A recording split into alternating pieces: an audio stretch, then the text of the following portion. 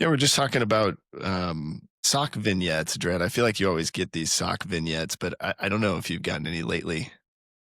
It's funny you should say that.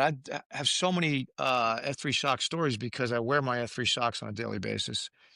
Everywhere. Oftentimes at a workout, sometimes I just wear them, around the house. I wear them with a pair of shorts, whatever.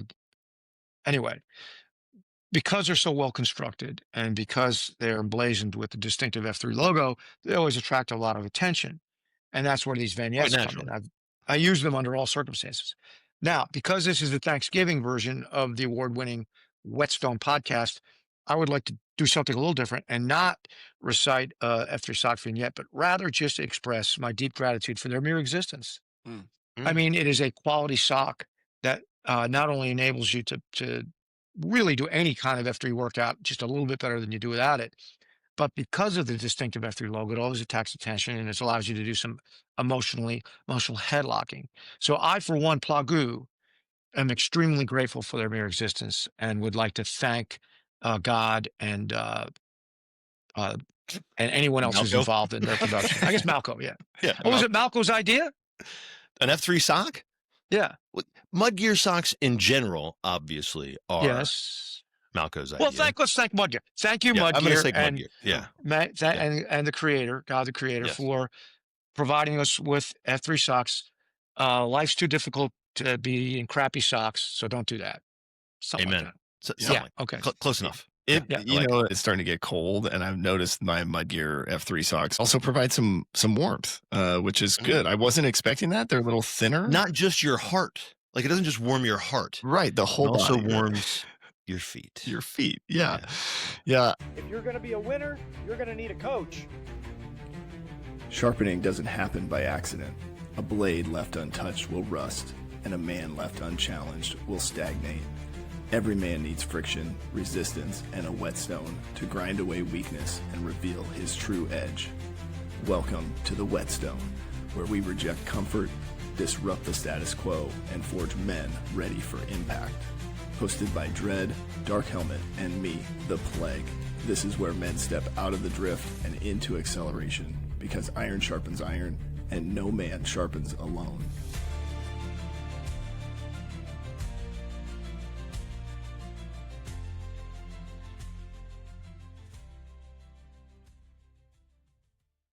Yeah. What's the weather doing where you're at? I know it sounded like you maybe posted at the hot box this morning, but is it hot in Charlotte and in the hot box, or how's that work?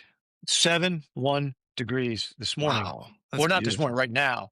It This was morning, terrible. This morning it was like 4 like degrees. 5.8. Was it 5.4? It was 5.4 on my Yeah. Steve, but it's always a little warmer in the hot box because it's down below traps heat, which is a feature in the winter generally, but a bug in the summer. Today, I would have said darkest, probably pretty close to 6.0 degrees in the hot box, probably. I'll agree. I will concur, as I was in the hot box this morning with you. And I will also say that I don't know that perfection can be found truly on this earth. Perfection will not come until after we are gone. However, as close as it was going to get today in the hot box. A lot of pain in the hot box. Oh my gosh. Yeah. this And the morning. hot box is not the name of the workout. It's the AO. Oh, Right. correct. Okay. It's not Yeah, even- it's the location. It's the location. It's just Because moniker unlike for the location. some regions in F3 Metro, we do not name a workout after the location, except for the original workout, which is AG. So the location, the name is just generally going to be something else. To wit, today's workout in the hot box, it's called SIP, which means suffer in place, which is 45 minutes, 0515 to 060600. You must stay within the confines of the hot box itself. It is roughly a 0.0, and you have a sandbag and a kettlebell and a winning attitude. Those are the things you must bring to the the workout. And it's generally done on a must champ queue basis, which means there's no assigned queue for the day, but the site queue designates the starting queue, and that guy generally about 11 to 15 minutes in taps We'll the toss it. shoulder of the next guy. We call that the must champ. Which we And named that is after because okay, thank you. we thanks for named that explaining. after Uh, Longtime college football coach Will Muschamp, who spent a very short period of time at the University of South Carolina before he was tapped out for someone else because he lost to the Citadel. So it was a little dig at our South Carolina brothers, uh, but has just become kind of a thing. I mean, and you go to a Metro F3 Metro workout, you expect to see one guy leading the whole thing, and we do have some workouts like that, but most of the hot box workouts and many workouts Yeah. here we do on the Champ Q basis. And I would say, and it is certainly the right of a man who is holding the Q spot that day. He could Muschamp anytime he wishes because he is the one responsible for the outcome. I got Muschamp, as you mentioned the South and our South Carolina brothers, it made me kind of chuckle because it was Muschamp to me after Titanium took us through a wall of pain. I had one thing in me. I was so smoked. I had to hand it off to somebody else, and they were like, "The South falls again." Well, to your credit, the first iteration, the first of the Muschamps was Ice 9, who which was just brutalizes. Brutalizes. And I don't blame you for being somewhat fatigued I was not somewhat. I was heavily. You know what it was like? I did not wane in my enthusiasm. Certainly, I did wane somewhat in my performance for that second part once I handed it to TML. The thing was, I was so smoked at that point. I could not think of anything to do. I was so just focused on survival and keep moving forward. So it was pretty brutal. I love it. One of the things with it being Thanksgiving, right, or this sort of time of year. Well, first off, as we're talking about mud gear, would just remind guys now's the time to, send your family the link to the mud gear store to start getting your holiday gifts and stocking stuffers, right? Be super meta and get F3 socks for your stocking. There's also, I believe it is going to make sock within a sock. This year. I believe it's going to make a resurgence this year. There will also still be, once again, the tactical F3 stocking. Oh, that's cool. If you have not seen that, the tactical stocking. Yeah. Also, I don't know if these are available, Darkest, but at the last F3 board meeting, we were issued F3 Christmas ornaments. I know you got one. Yes, I did. And they are cylindrical, just a circle. They are like they're not round like most. They're circular. They're just like they're not like a ball. They're just like a little. That's right. Not cylindrical. There's just a circle. Yeah. Circle. If you can imagine an F3 sticker as a hard metal Christmas ornament, that's essentially what you're getting. But it's comprised of reduced titanium, which means it's here for the long haul. You don't have to worry about breaking it.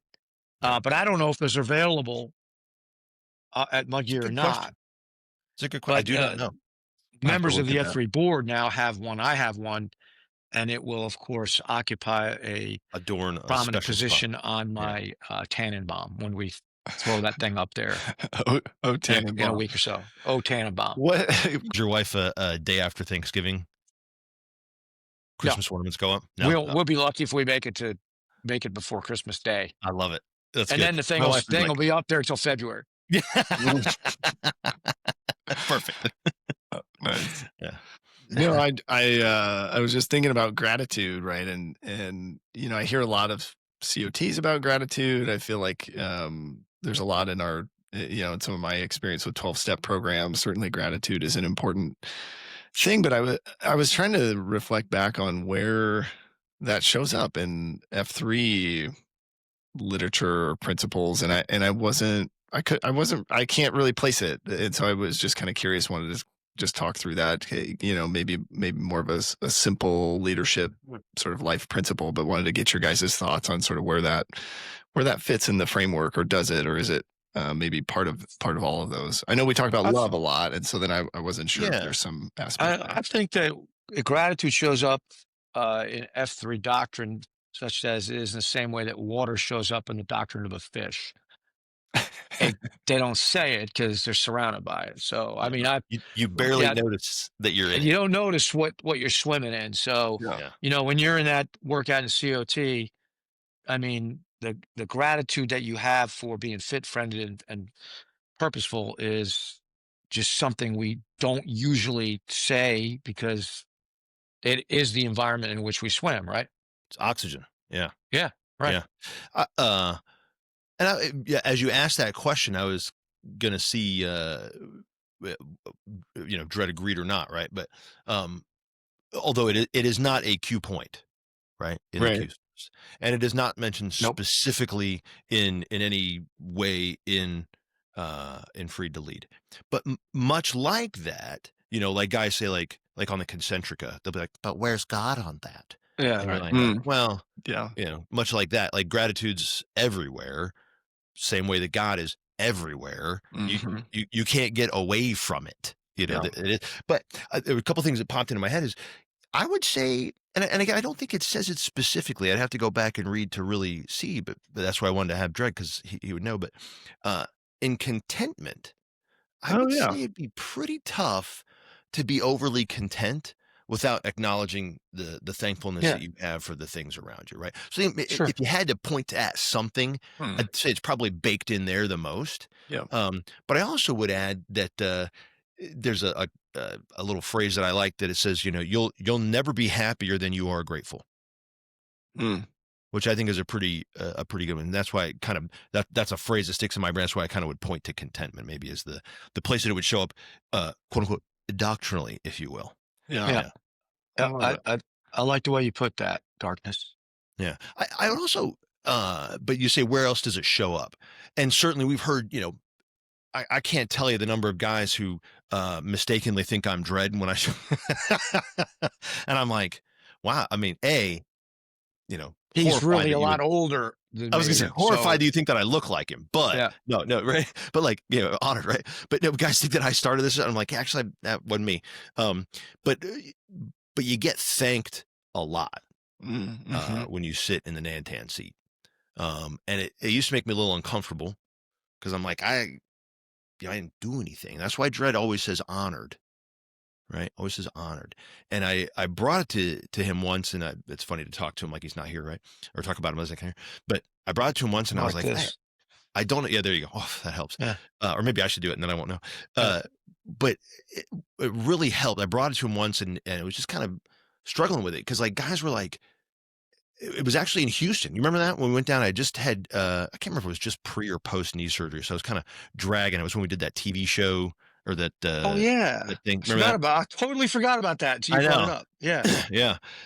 So we went down there, and we're in Houston together doing this thing, and guys are walking up to me, and they're like, "Hey, would you sign my shirt or something?"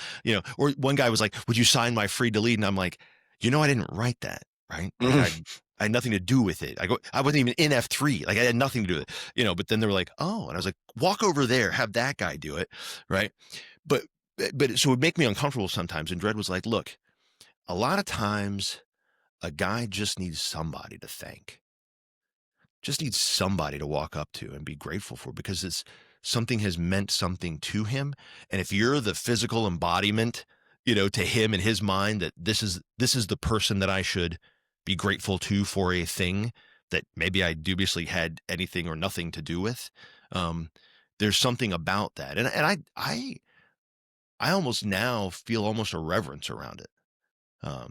When a guy comes up to thank me for something that I clearly didn't have anything to do with, but I recognize that what we all are doing out here has become so important to so many men, that now honored I really think, at first I was kind of like, oh, that's a good way to put it or whatever. I'm becoming more and more convinced that it kind of is the only answer Mm. in those situations, because I can't say you're welcome. Like Yeah. I didn't do it, but I will accept that who I think you're really thanking, even though you don't necessarily say it out loud or may not even recognize it consciously. You're thanking your God. You're thanking your God for bringing you something that meant something to you. And if you have to point to me or to dread or to plague or to whoever to have that solidified in your mind, okay, that's fine. Then I'm honored that you would even think to be be grateful for anything. Yeah. And if I'm here to help you say that out loud, great. That's wonderful. Yeah. No, I love it. I think it's an interesting, the relationship to contentment. I think I totally see. I'll have to go back and reread that, but yeah, it would be hard to be content without gratitude. In our house, we're trying to spend more time, right, reflecting on what went well today. What did you love? What did you learn? Sort of as the outcomes of your day. But it's also interesting. Part of why we've skipped a week on this, right, is like our the two phone world is just, I feel like I've added 4 new phones with this with this promotion at work, and I was sort of complaining to somebody the other day about it, and I said, I guess I kind of asked for this, and they said, no, not kind of, you Repeatedly. 100% repeatedly asked for this. You right? pursued with vigor. Yeah. So then I was just remembering to be grateful, right? I mean, it's an opportunity. There's a lot more responsibility, but I think I'm also noticing, and it never fails, right? That work relationship tries to creep in and sort of trick you that, like, well, now that you have this title, you're more important, and you have, and I'm like, that's not, so I found myself the other day just reminding myself, like, a change in title still does not mean sending one more email at the end of the day is going to change the world, right? Like, it does. I still don't matter, right? We've kind of Still talked just about a job. that. Yeah.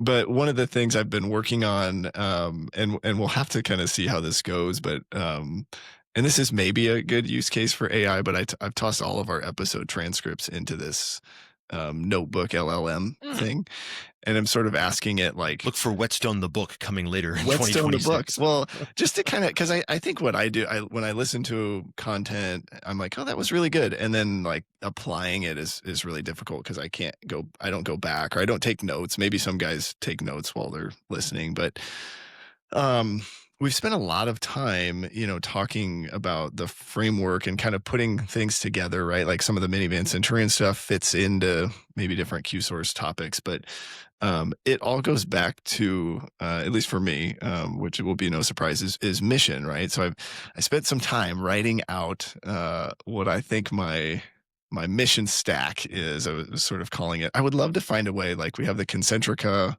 framework. If we had a mission framework somehow that, like, I don't know, but I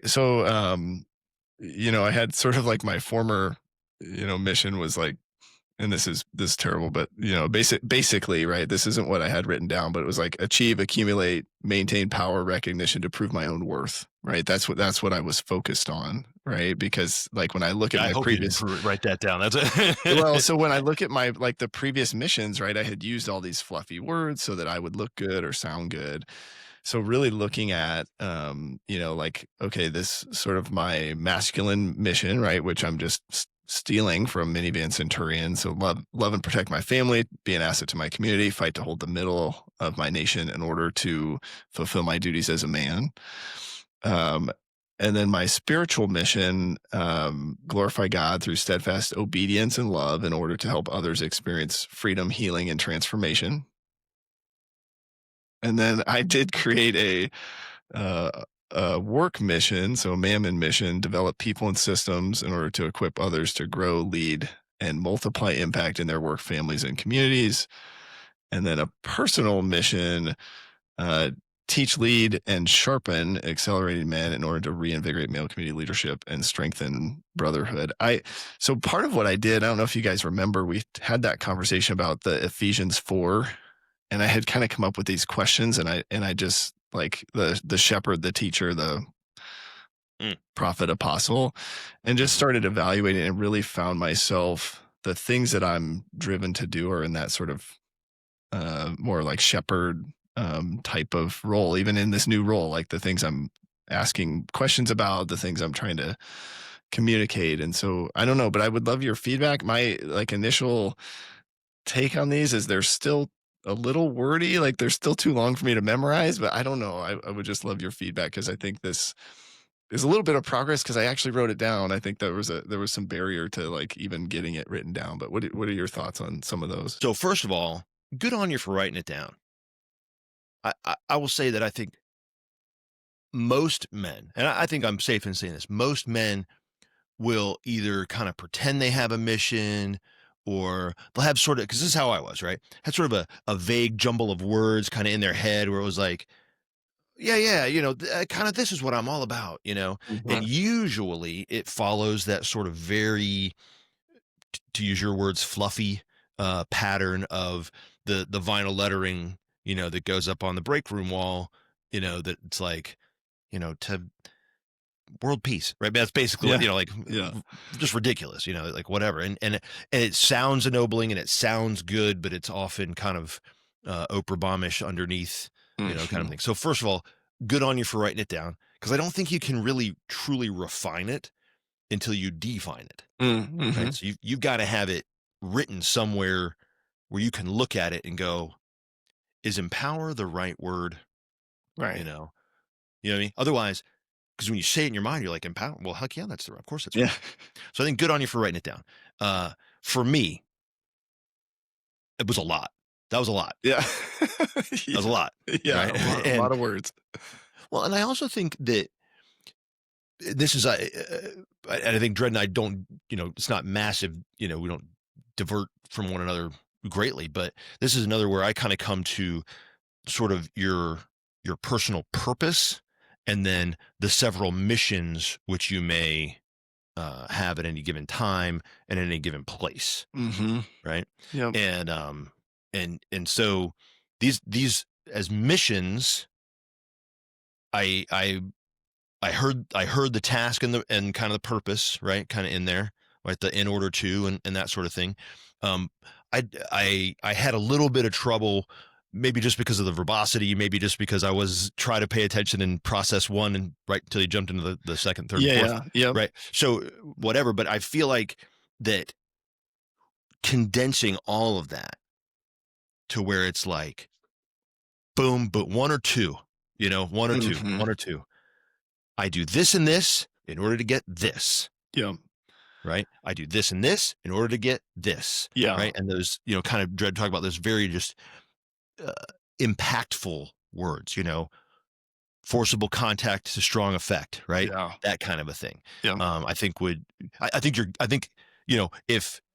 if I'm not saying it was, but if on a scale, the first thing you wrote was let's call that the 1, that's sort of the barometer for there. And a 10 would be when you feel fully alive and good and you're like, holy crap, that's it. Yeah.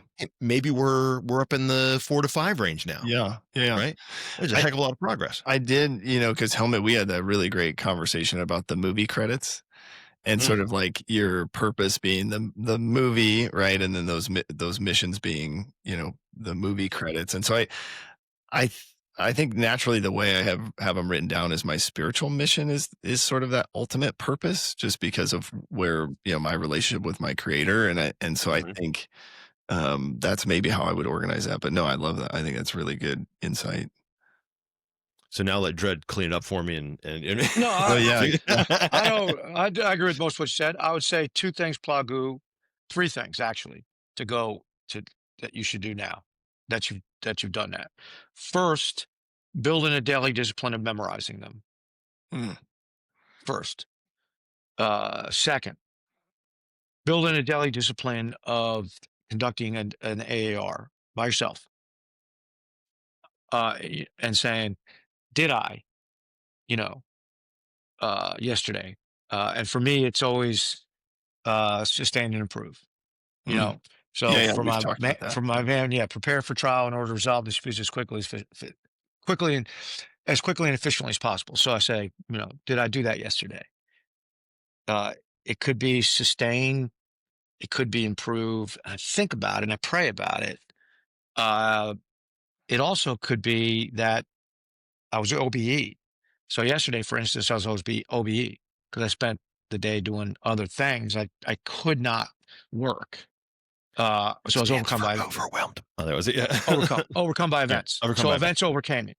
Okay. So, and I don't dwell on it, just, okay, what happened yesterday? Did I not do what I was supposed to do because I was doing something that was easy? Mm-hmm. Because, uh, of course that'll be, but there'll be a day where I said, oh, I just like, I was exhausted. I didn't do anything. And I just think about it, just have deliberatude about it. Right.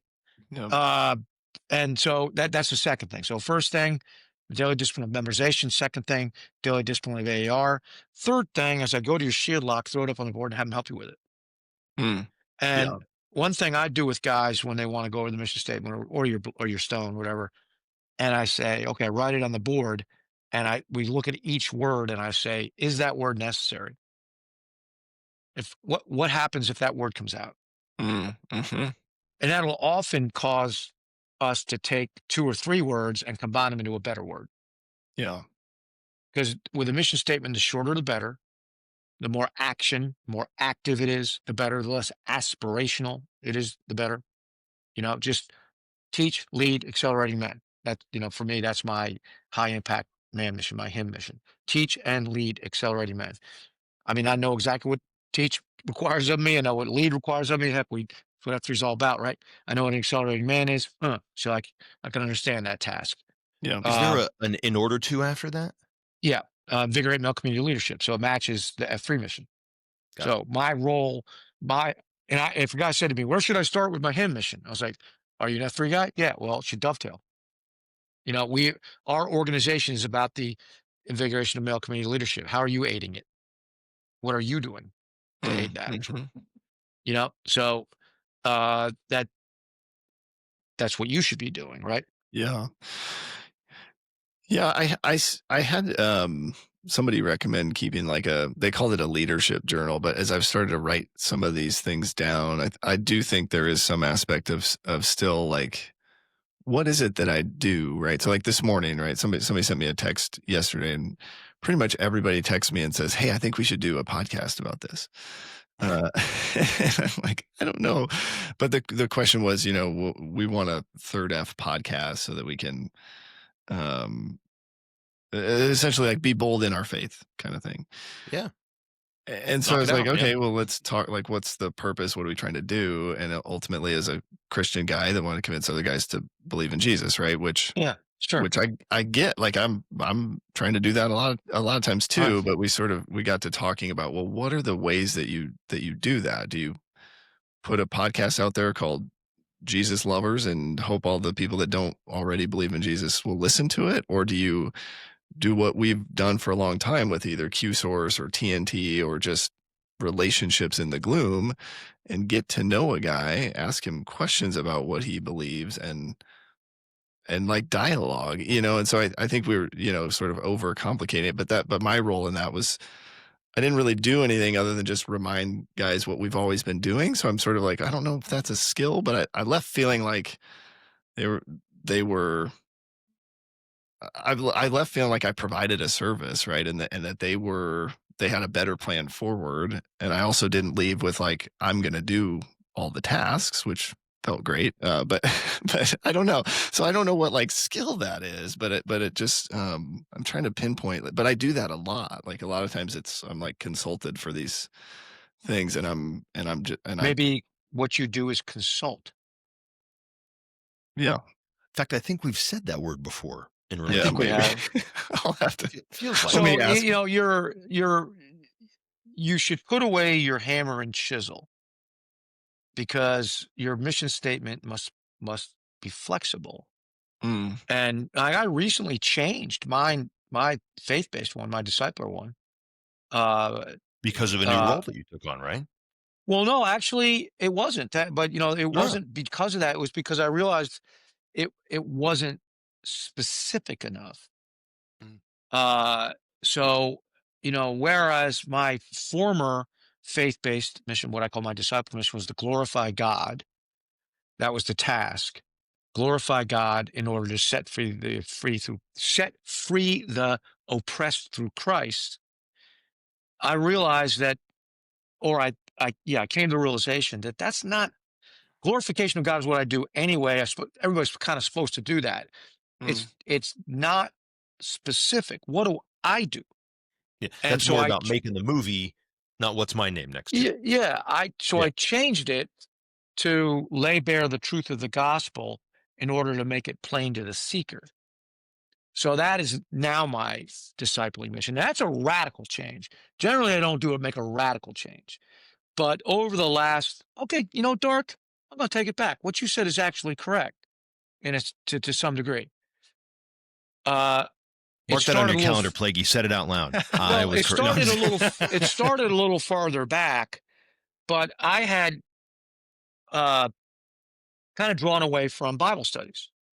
And I was still, studying the word and all that, but I wasn't going to Bible studies. And I had some self-justifying reasons for that based on my time and, some stuff. Anyway, so about a year ago, maybe a little more than a year ago, I started going again to one Bible study here in Charlotte. It's on Wednesday morning.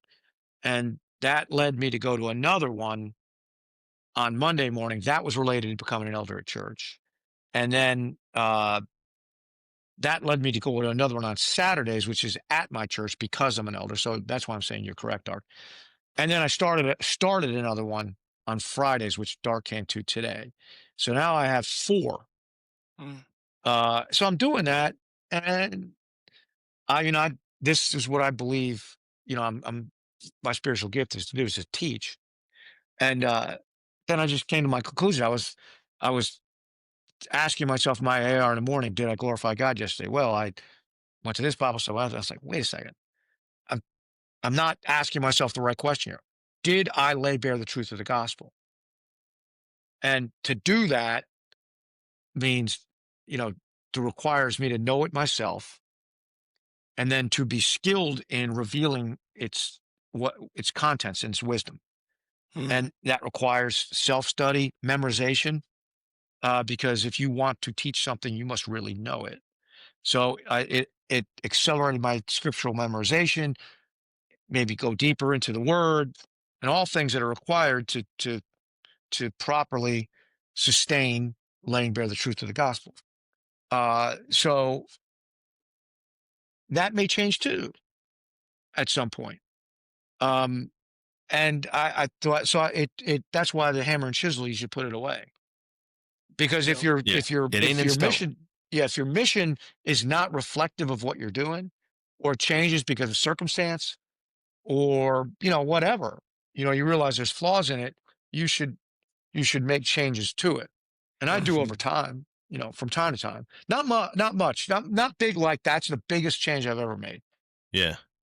But it has, to your point, refining it. And I think I rigidly, hammer and chisel, right? I rigidly thought I've got to figure it out in its perfect form so that I can live it exactly to this standard for the rest of my days. Yes. And shouldn't be that way. Well, a guy can do whatever he wants, right? But I'll just go ahead and tell you, if you want to do that, you will never pick up a hammer and a chisel, and you will never do anything. You will sit and you'll ruminate about it forever and ever and ever and never actually get started. Yeah. And I think what I love about the fact, and I really was convinced that I was supposed to do that, and I really got hung up on it and was really frustrated a lot because I was like, I just can't seem to get this right. And what is it that I even do? Or what am I for? Whatever, Yeah. right? And it's funny because I've been saying this so much lately, and I have 3 circles at church and other places too, is guys are like, well, I'm not sure what to do. And I'm like, just start. Do something. Just start. Just do something. anything. And if you have impact, do it again. If you don't do that again. Yeah, stop doing it. Yeah. Yeah. And so, mine, and because I used to think like, oh, well, if mine isn't right or perfect, like I'm almost embarrassed to share it with another Right. guy because he's going to hold me Right. to that standard. Because like, well, you said it was this, Yeah. and Right. But that was all in my head. Yeah. I mean, that's me downloading from the cloud of haters, right? Nobody's thinking that. Nobody cares. Right? Yeah. They're just going like, that's awesome. And then if you said something different next time, and if they did say, well, that's not exactly what you said last time. Be like, Right. oh yeah. Oh, well. Turns out I found out that a man can grow over time. Right? Like That's I don't have a better explanation for it, Yeah. And so I much like I don't have specific written down missions for kind of all the areas of my life. Um, it is something that I have been considering pretty seriously about doing in some fashion or other. I have what I believe is my personal purpose, and what I have identified as kind of my mission, sort of my overall mission in life. And this was something that happened early on. My wife and I have a collective mission together, that we, have for our family and our relationship. But I do see the value in having, so in kind of the big buckets, having specific things. But I just wanted to agree heartily with Dredd, not because of my own personal practice, because I have not done so. Um, but if you haven't memorized it, How are you I gonna mean, live it? Yeah. yeah, with Right. love, like it ain't in your heart, man. Like there's Right. no way to. Yep. It's just vinyl letters on a break room wall. Right. Yep. Like we talked about this morning in our Whetstone darkness, you have to know what you believe, understand what you Yep. believe, proclaim what you believe, and so you can defend what you believe. And uh, any aspect of that that makes you better at it is important, and memorizing it so that you can proclaim it more clearly and consistently makes it more likely that you'll be able to defend it Yeah. well. Well, and I would say it That would also increase your understanding of it Yeah. that so by it saying is it over that's and what over. I Yeah. was going to say. It ends up Ah, being okay. circular, right? So in your defense of it, you may well unearth something you didn't understand or Mhm. know, right? You're Mm. like, and then that sets you. That's why I say never stop writing. Yeah. Um, you know, uh, and so why write it down if you really, as I say, because if it won't write, it ain't right. When you sit down and you write it and you can't make it work, you're like, oh, I guess it's like if it's right, it will write. Mhm. R-W-W-R, right? And so I've been working, my little things that the little you know, uh mides that I send out in the morning, those little Mm, aphorisms. I've been I've been writing them now. So I take them, that last couple that I put on the collision learner, I'm just going in order. So, Mm. you know, and I say, okay, there's a couple that I've already eliminated. It's like I can't, mm, it won't write. Sounds good when they say it, but then I sit down and I try to write it and it won't. So if it won't write, it ain't right. And the ones I think I'm on the third one, I'm on the fourth one now. This morning I'm working on. Hmm. And I eliminated one right before it. Just wouldn't write. And that's part of that circle of influence. I think we're talking about it today. Dark is like all these things come on. How can you influence men to your belief system, to what you believe? And I'm not just talking about faith, but I'm talking about the what I yeah, call the free or anything else. Yeah, the leadership. we have the get right, live right, right, the lead right, and then the leave right. The right. All this to me is the right way. And if you're going to show the right way to other men because you believe and understand what you believe and proclaim what you believe and defend what you believe, if you're going to do those things, then you have to be able to become increasingly powerful in your abilities with them. Hmm. And that means you can never stop writing. You never can. And it is through writing that I'll put things into my heart. So it's one thing to say it over and over, but once you sit down and you go, that takes it to a whole nother level. Because there's got to be a reason why God gave us the ability to write. Why don't Hmm. I just tell you and you tell another guy? Why write it down? I think it's two reasons why, because one is you can disseminate it more quickly and efficiently, particularly now when you can do it, you could talk to 10 million people Right. At in 10 scale in an seconds. instant. Yeah. All right, it's scale in an instant. But the fact that you can do it quickly and efficiently is still worthless if you don't do it well. Hmm. I mean, it still won't resonate with anyone. And you talked about the In Cadence podcast, which I love to listen to, and I'll tell you, there's a couple reasons why. One of the reasons why is because it's great to hear what those guys are doing. The other reason is because they are using what we developed here the hard way and they're just taking it and using it. They're And you're laying listening fiber, baby. yeah. Exactly. The only thing that's different is the accent. And then some of the some of the words, their slang is different than our slang. But when they say American, they're doing Americans just like we do Americans. They just Yeah. and they will even refer to us to say, well, the Yanks figured this out. So like we talked about with a third world country doesn't put up telegraph lines Yeah. first, then phone lines. Just put up a cell tower. That's where we are now, right? Boom. You can skip ahead, right? Yeah, that's a good point. I gotta move from saying laying fiber because really we're past that. We're past that. We're the it's Starlink, Starlink or baby. whatever. Yeah, Starlink, it's right? Starlink. Boom. And so you stand on the shoulders of giants. If you can see whatever you think you can see, the clarity of your vision is based upon the height of the men upon whose shoulders you're standing. And that's why I love all these these old philosophers and stuff, in the morning when I go through Twitter, my wisdom track, and I'll look at it and go, wow, Cicero has once again. Isaac Newton had a good part there. Yeah. I want to add something, and Plague, I don't know if you were trying to move on and change subjects, but I just want to add something sort of on the flip side of what Dredd was saying there too. And this was because this was a realization I came to just very recently. Is I write. I don't write. I haven't been writing. I'm trying to work on this, right? This is a discipline I'm trying to get into because it turns out I'm smarter than I give myself credit for most of the time.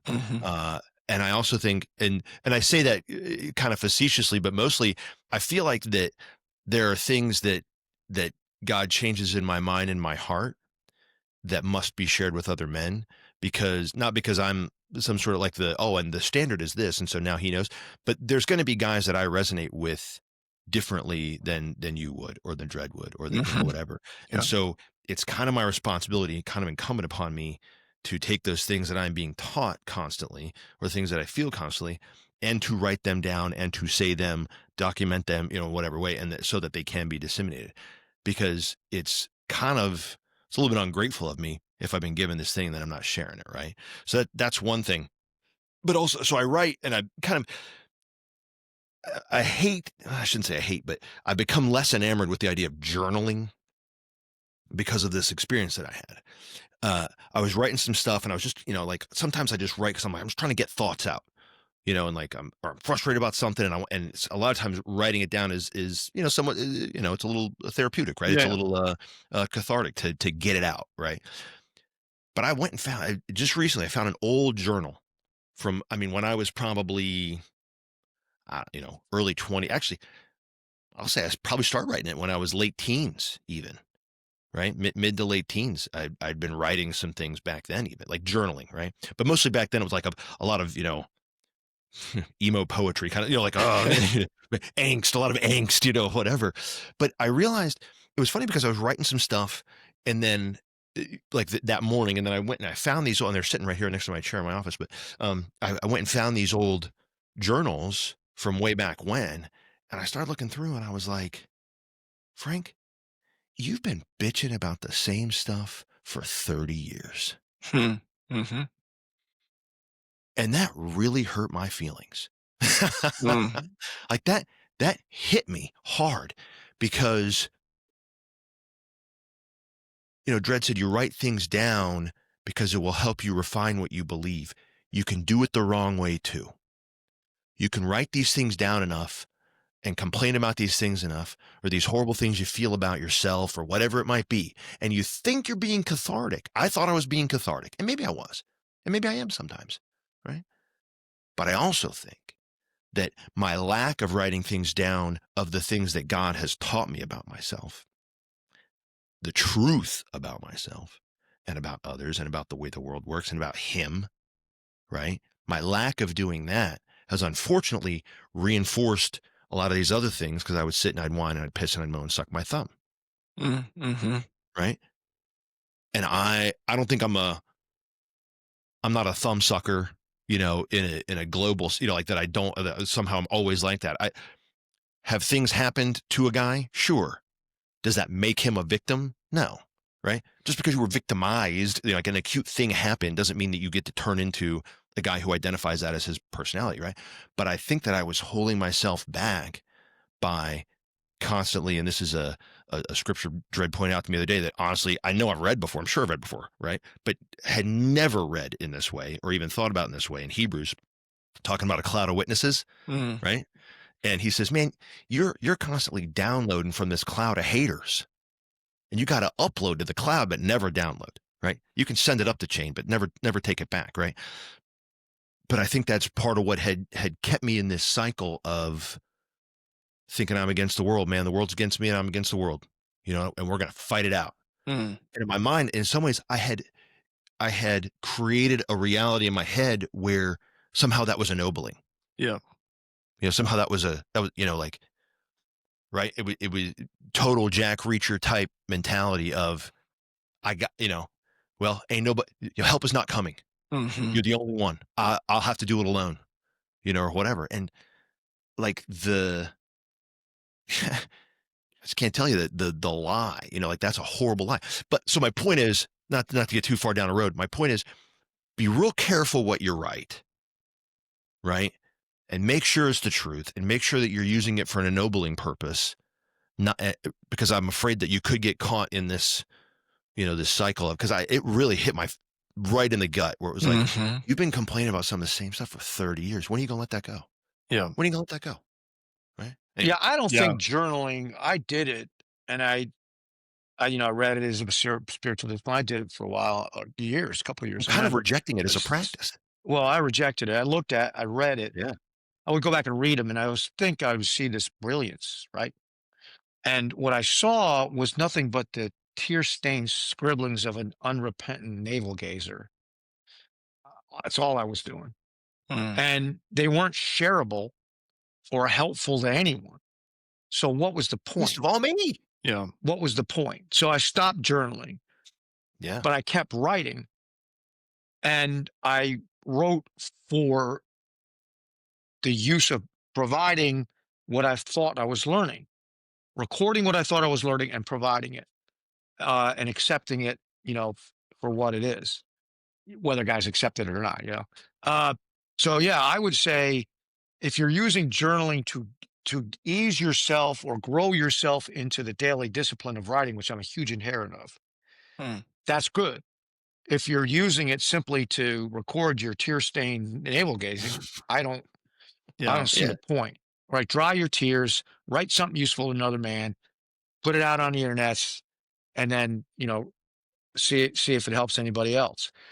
That's what I say. Now there might be committed journalists out there. You want to tell me all the reasons why journaling is great.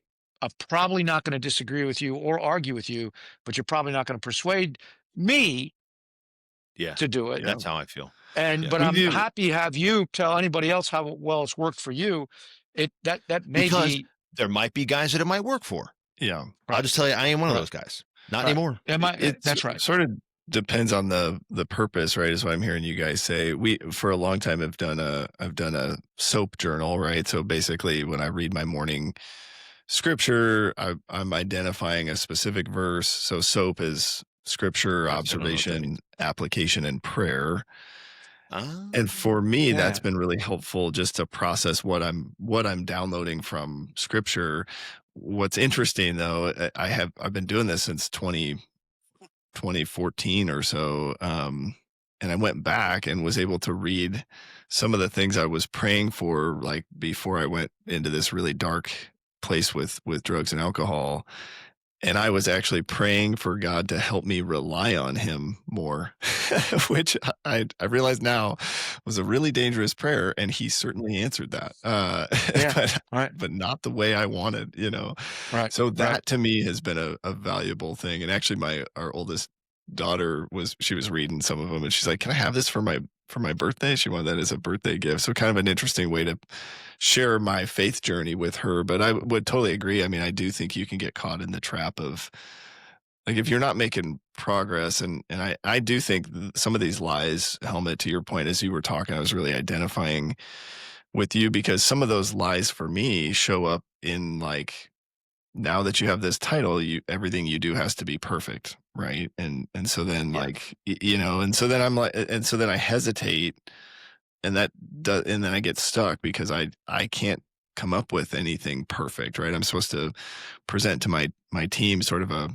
town hall. Here's who I am, and here's my vision and expectations, and I'm like, I told them, two of my team members, oh yeah, I'll have this something for you to review, a week ago, and I can't produce it because I'm believing the lie that it has to now be perfect, because for many many years I've thought that value and identity came from titles, and so I'm really trying to process and get rid of that, because it's just not true. That's a download from the cloud of haters, I think, which I will use that term because I love it. So good. One of the things I'm curious your thoughts on, because I've also spent time over the years thinking about my values, and so my values are the acronym FRISK, which is just faith, relationships, integrity. I just added intentionality, and then stewardship and consistency. So I've updated a few of those.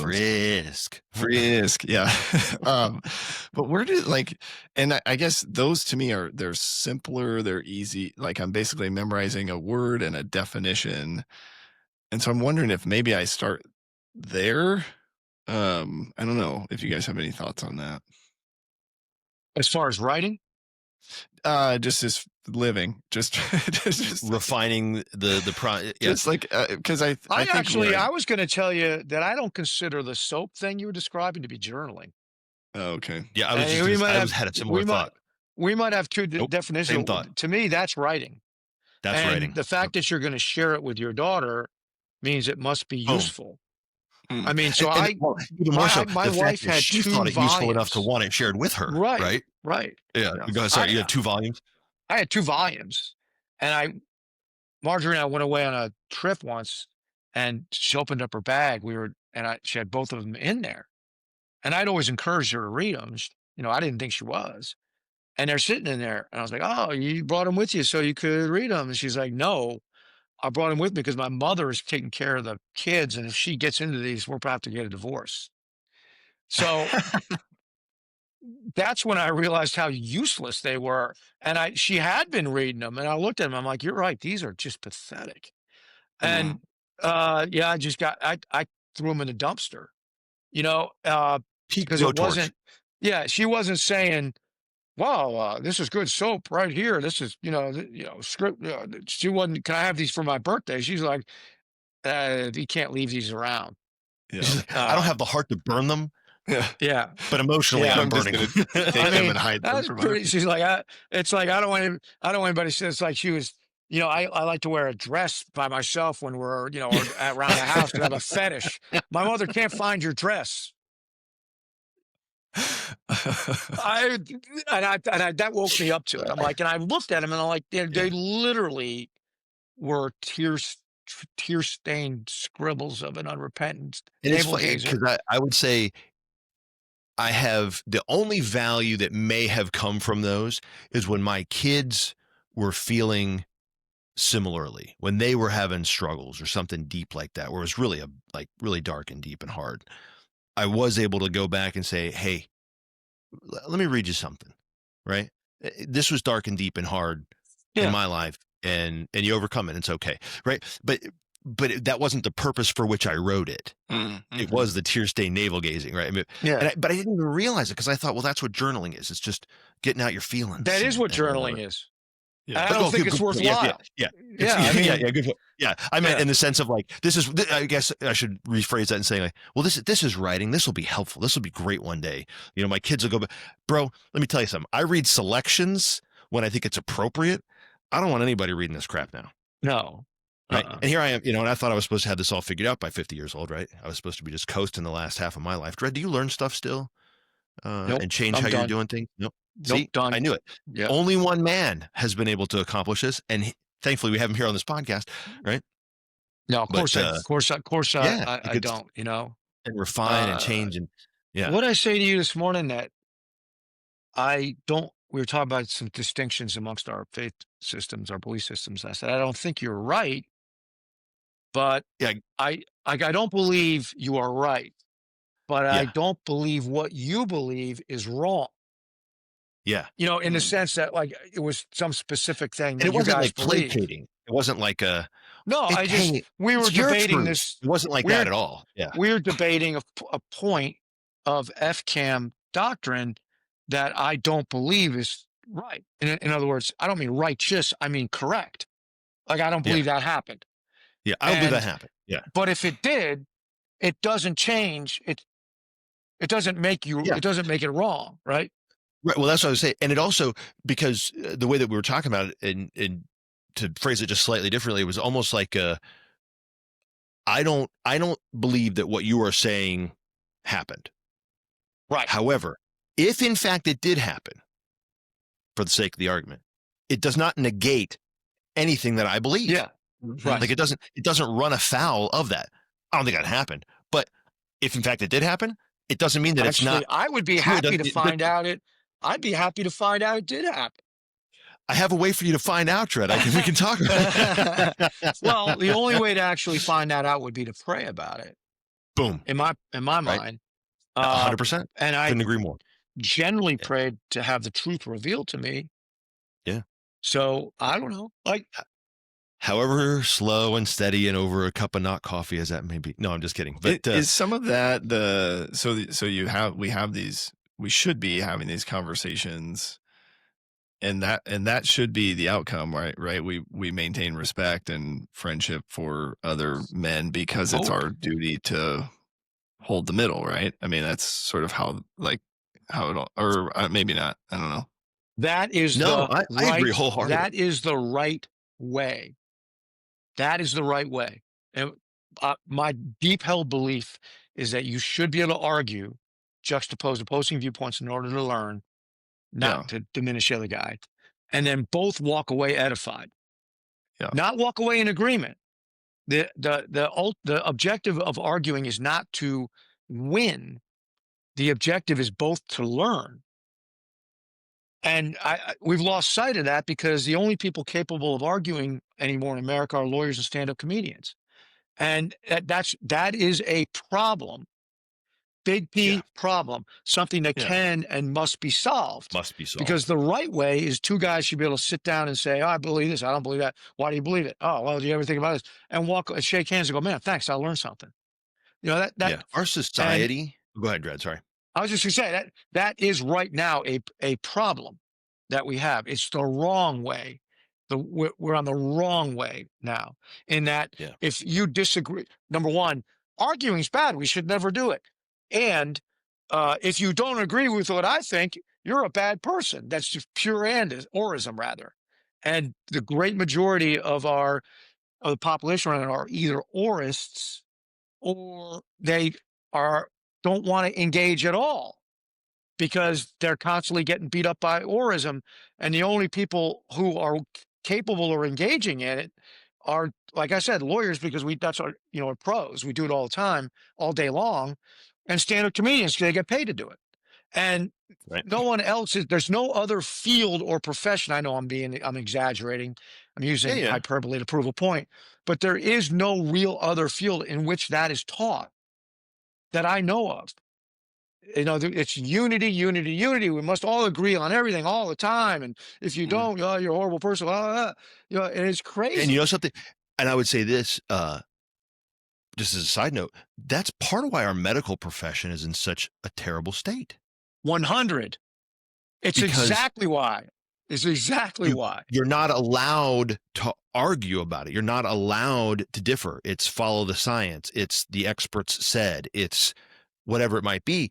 And if you don't agree, if you see something or find something that's different and you can't discuss it, that's part of why our healthcare system, medical system is in such shambles. And I would add one other thing to what you said, Dred. Society will just go ahead and tell you that engaging in something like that and being disunified is that's the problem. If everyone would just agree, communists, then everything would be okay. And it also would be counterintuitive in a way that Dred and I, having very deeply held beliefs, both of us, right? And while they overlap in many, many, many, many ways, they do not overlap in also many ways. And it's counterintuitive to think that by us sitting down and really digging into this and trying to understand, but also still disagreeing, right? That would be positive in some way. But I can tell you, if anything, it makes me love him more. Yeah. By engaging in that, my love for Dredd has grown immensely, right? My Like a respect heart for that's him, my just understanding glowing. of him. No, but I'm being really serious. And again, I'm I agreeing with you. hate Yeah. to keep saying it like you're not on the phone or something, right? Or not on the podcast, but I pointed out not to just make Dredd feel great, although that's a wonderful byproduct, right? I pointed out to say that men, we have got to stop believing the lie that us being right is the answer. That is not the answer, right? Doing what you believe to be right is a good answer, and understanding another man from where he sits and what he believes to be right, and truly understanding him, not understanding it to the point just so that you can then fight with him about it, right? Or dig deep into the nasty, nether regions of a man's faith or a man's whatever it might be, right? Just so that then you can be like, I gotcha, right? Yeah. That's So evil. you raised a great point. The right way does not mean, for instance, from me, Christianity, capitalism. That's not what it means is you get to argue both of that. Yes. Yeah. That you get to hold whatever beliefs you have and you get to argue it. And this idea that there are ideas that are too dangerous ideas, the only dangerous idea is that which one is not permitted to oppose and dispute. Those are dangerous ideas because they're being inflicted Yeah. upon us through the goo. And after a while, you just kind of get numb to it. You're like, oh, okay, I guess we're all in this together, right? We're all together. Oh, wait a second. Is this a good idea or not? How can we test it? Well, we can't, because if we do, we'll hurt that guy's feelings. And, if we disturb anyone's happiness, then that's that, and you get stuck in that. And people are tired. They don't want to keep arguing. And again, the only people allowed to offend anyone with words are lawyers and stand-up comedians. That's not good.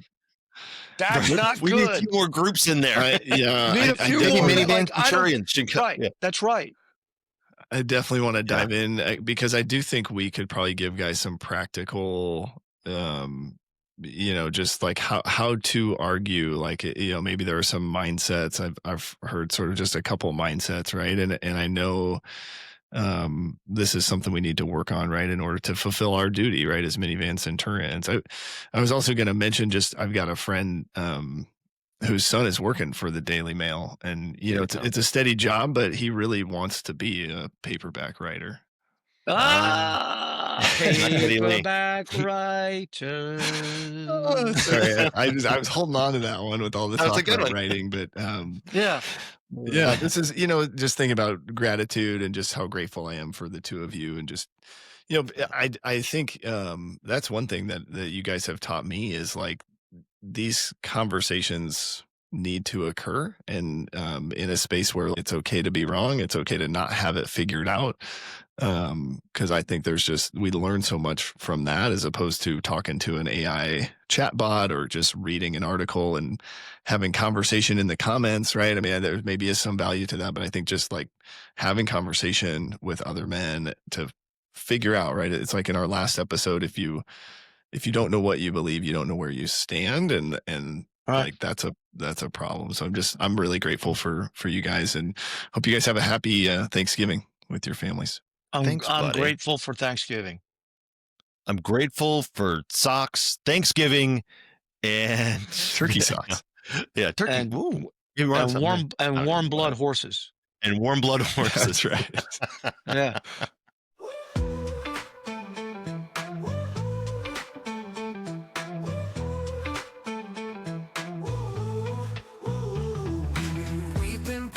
We've been bruised, but we rise again. We don't get to choose. Through the fire, through the fight, Every man's story burns in the night. Scars on our hands, hope in our chest. We're not defined by the weight of the test. Brothers in step, we carry the flame. Different roads, but the heart beats the same.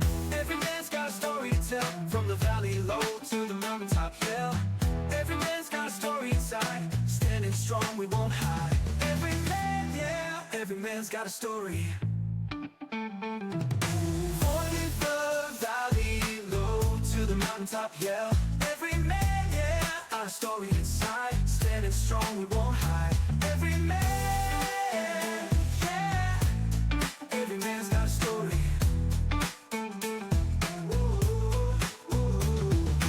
Voices rise like thunder, they roll. Truth in the pain, it's shaping the soul. Chains may rattle, but they break in time.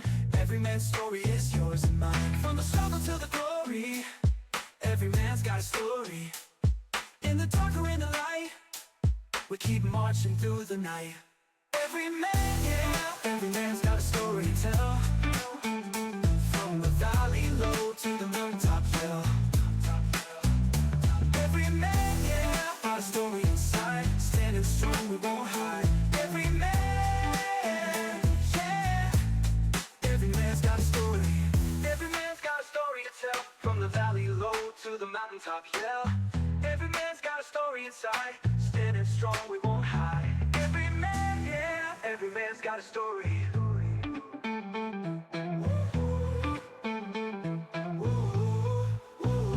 Every man, yeah, every man's